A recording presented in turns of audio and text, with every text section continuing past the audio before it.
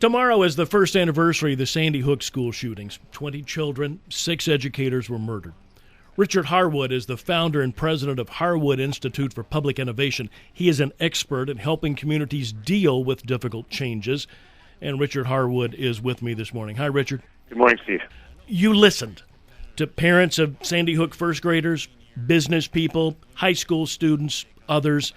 There was a 28-person task force. Richard, what was your role?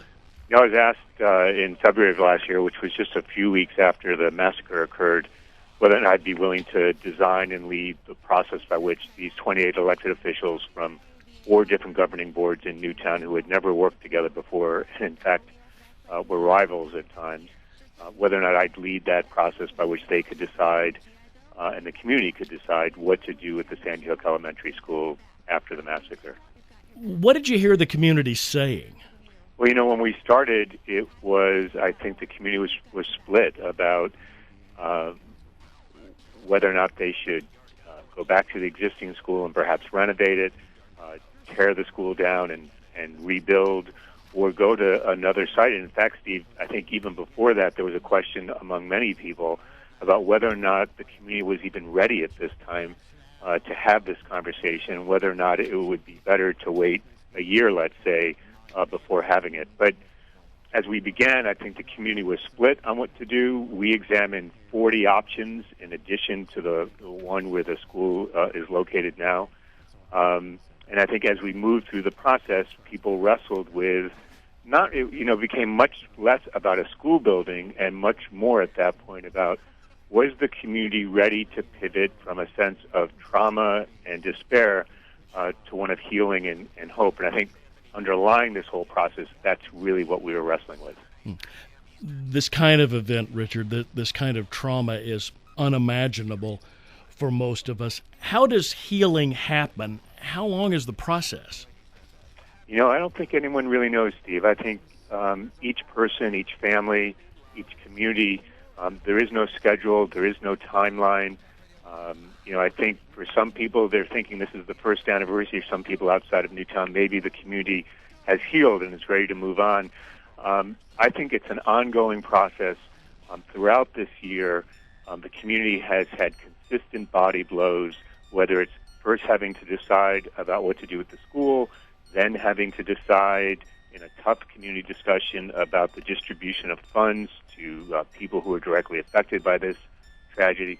Then they had to weather the storm around the state's attorney report, which came out a few weeks ago, which detailed what really happened on December 14th inside Sandy Hook Elementary School. And then just last week, they had to hear those 911 tapes of people calling for help to dispatchers, people who were trapped in the school. And so at each turn, they've had to weather these storms, continue their sense of healing, and I think it's 2 steps forward, 1 step back a lot of times.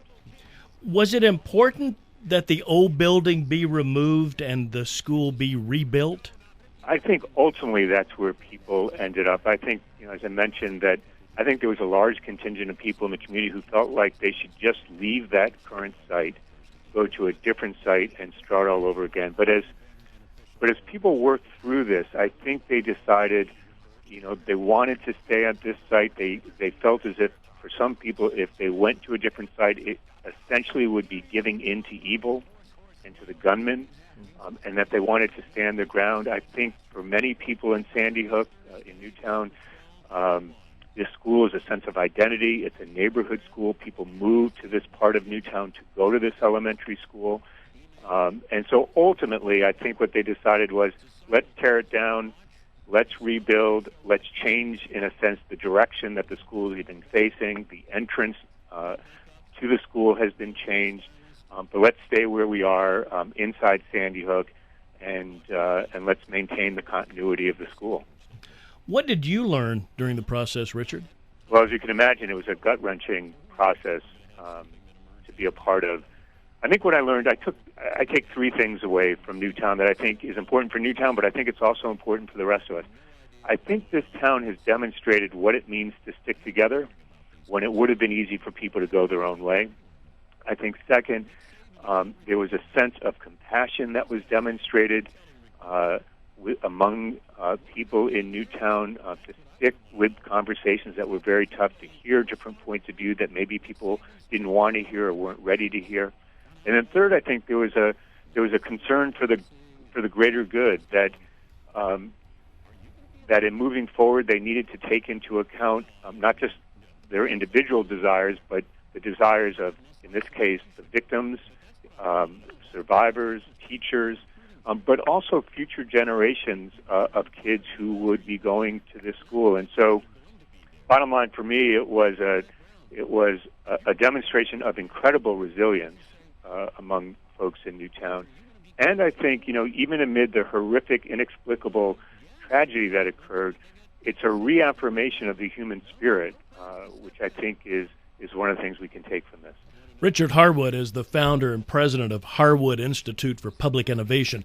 He was one of the persons who was listening to the community of Sandy Hook after the tragedy 1 year ago tomorrow. Thank you, Richard. Thanks for having me, Steve.